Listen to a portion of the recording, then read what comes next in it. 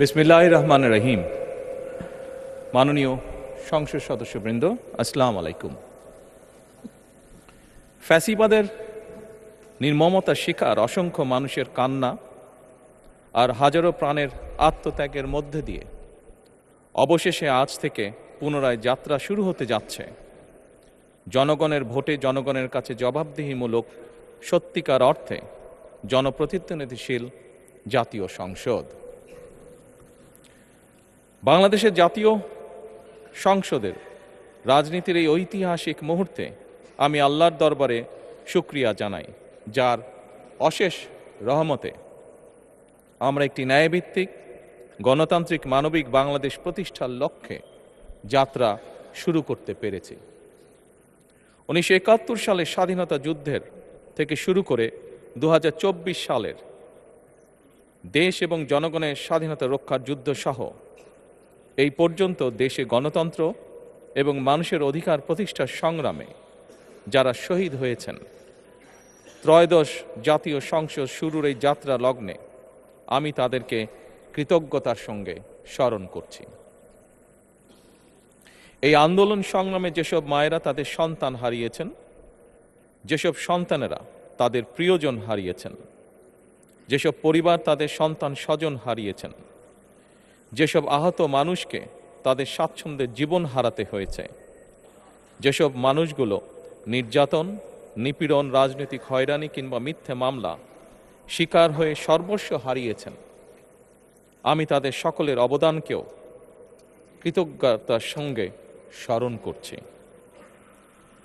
দেশের ছাত্র জনতা, কৃষক, শ্রমিক, শিক্ষক, কবি, সাহিত্যিক, সাংবাদিক, চিকিৎসক, প্রকৌশলী, আইনজীবী, কামার কুমার, জেলে তাঁতি, গাড়ি চালক, ব্যবসায়ী এবং সরকারি বেসরকারি চাকরিজীবী, গৃহিণী, সারা দেশে গণতান্ত্রিক রাজনৈতিক দলের নেতা কর্মী সমর্থক তথা সর্বস্তরের সকল শ্রেণী পেশার মানুষ যাদেরকে গুম, খুন, হত্যা, নির্যাতন, নিপীড়ন, মিথ্যা হামলা মামলা কিংবা জীবন্ত মানুষের কবরস্থান তুল্য বর্বর বন্দিশালা, আয়নাঘর, কোনো কিছু দিয়েই যাদের গণতান্ত্রিক আকাঙ্ক্ষাকে রুখে দেওয়া যায়নি, যাদের সাহসী ভূমিকায় দেশে পুনরায় গণতন্ত্র ফিরে এসেছে, আমি ত্রয়োদশ জাতীয় সংসদের এই যাত্রা লগ্নে দেশের স্বাধীনতা প্রিয় গণতান্ত্রিক আমি বীর ছাত্র জনতাকে জানাই অভিনন্দন।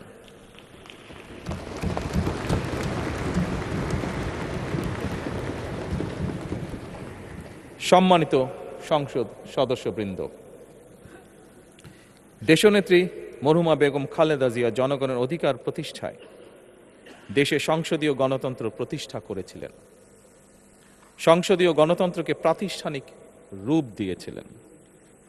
সেই গণতন্ত্রকে প্রহসনের রূপ দিয়ে জাতীয় সংসদকে হাস্যরসের খোরাকে পরিণত করা হয়েছিল। দেশে তাবিদারি শাসন শোষণ কায়েম করা হয়েছিল। দেশে সংসদীয় গণতন্ত্র এবং জনগণের অধিকার পুনঃপ্রতিষ্ঠা করার জন্য দেশনেত্রী বেগম খালেদা জিয়া জীবনের শেষ দিন পর্যন্ত লড়াই করেছেন। জীবনে কখনোই স্বৈরাচার কিংবা ফ্যাসিবাদের সঙ্গে আপোষ করেননি। দেশে আজ থেকে আবারও সেই কাঙ্ক্ষিত সংসদীয় গণতন্ত্রের যাত্রা শুরু হলো, আলহামদুলিল্লাহ।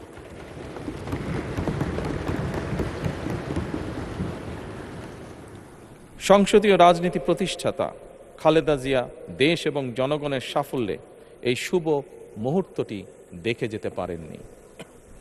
আজ তাই এই জাতীয় সংসদে দাঁড়িয়ে আমরা দেশ এবং জনগণের স্বার্থে আপসীর নেতৃত্ব, ব্যক্তিত্ব, স্মরণীয়, বরণীয়, অনুকরণীয় রাজনীতিবিদ মরহুমা খালেদা জিয়াকে গভীর শ্রদ্ধার সঙ্গে স্মরণ করছি।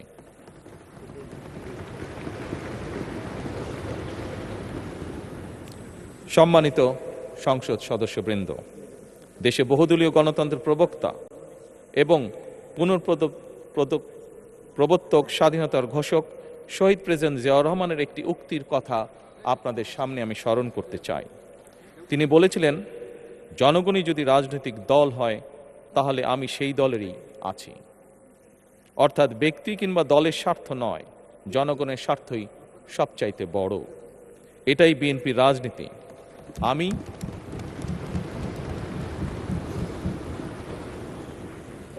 আমি প্রথমবারের মতন বাংলাদেশ জাতীয়তাবাদী দল বিএনপি থেকে জাতীয় সংসদ সদস্য নির্বাচিত হয়েছি। জাতীয় সংসদের সংসদীয় দলের নেতা নির্বাচিত হয়েছি। জাতীয় সংসদে দলের প্রতিনিধিত্ব করলেও প্রধানমন্ত্রী হিসাবে আমি এই জাতীয় সংসদে দেশের প্রতিনিধিত্ব করছি। দল, মত, ধর্ম, বর্ণ নির্বিশেষে দেশের জনগণের প্রতিনিধিত্ব করছি। আমার রাজনীতি দেশ এবং জনগণের স্বার্থ রক্ষা করার রাজনীতি। বিএনপির রাজনীতি জনগণের জীবন মান উন্নয়ন এবং স্বনির্ভর বাংলাদেশ গড়ার রাজনীতি। প্রতিটি পরিবারকে স্বনির্ভর করাই আমাদের রাজনীতির লক্ষ্য। প্রতিটি পরিবারকে স্বনির্ভর করার মাধ্যমেই বিএনপি একটি স্বনির্ভর, সমৃদ্ধ, নিরাপদ, গণতান্ত্রিক বাংলাদেশ প্রতিষ্ঠা করতে চায়। এই লক্ষ্য অর্জনে আমি জনগণের সমর্থন এবং সহযোগিতা চাইছি। এই মহান জাতীয় সংসদে সকল দলের নির্বাচিত প্রতিজন সংসদ সদস্যের সমর্থন এবং সহযোগিতা আশা করছি।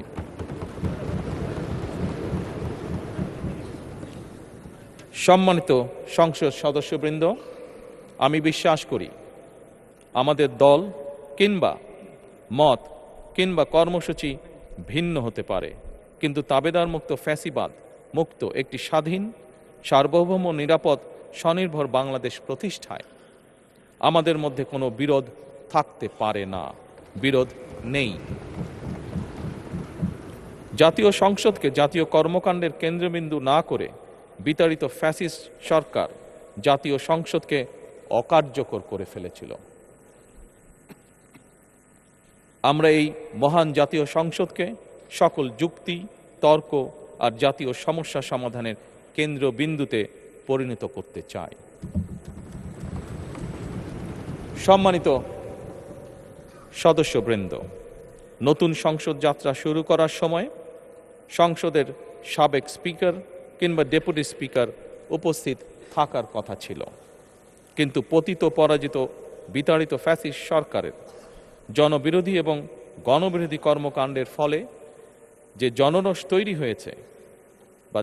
তৈরি হয়েছিল তাতে এই মহান সংসদের সাবেক স্পিকার বা ডেপুটি স্পিকারকে খুঁজে পাওয়া যায়নি। তাদের কেউ কারাগারে, কেউ নিখোঁজ কিংবা কেউ পলাতক। দীর্ঘ ১.৫ দশকের ফ্যাসিবাদী এবং তাবেদারি শাসন শোষণের পর জনগণের ভোটে নির্বাচিত প্রতিনিধিদের নিয়ে আজ আমাদের এক বিশেষ পরিস্থিতিতে জাতীয় সংসদের কার্যক্রম শুরু হতে যাচ্ছে। এমন পরিস্থিতিতে আমরা সংবিধান এবং সংসদের কার্যপ্রণালী বিধির বিধান অনুসরণ পূর্বক ত্রয়োদশ জাতীয় সংসদে সভাপতিত্ব করার জন্য আজ আমি প্রবীণ রাজনীতিবিদ এবং 5 বারের মতন নির্বাচিত জাতীয় সংসদ সদস্য জনাব ডক্টর খন্দকার মোশাররফ হোসেনের নাম প্রস্তাব করছি।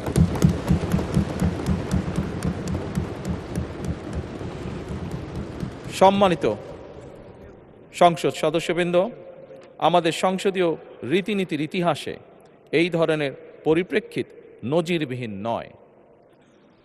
1973 সালে তৎকালীন প্রধানমন্ত্রী মরহুম শেখ মুজিবুর রহমান ওই সংসদের সদস্য মাওলানা আব্দুর রশিদ তর্কবাদীশের নাম প্রস্তাব করেছিলেন এবং তার সভাপতিত্বে বাংলাদেশের প্রথম সংসদের প্রথম অধিবেশন শুরু হয়েছিল।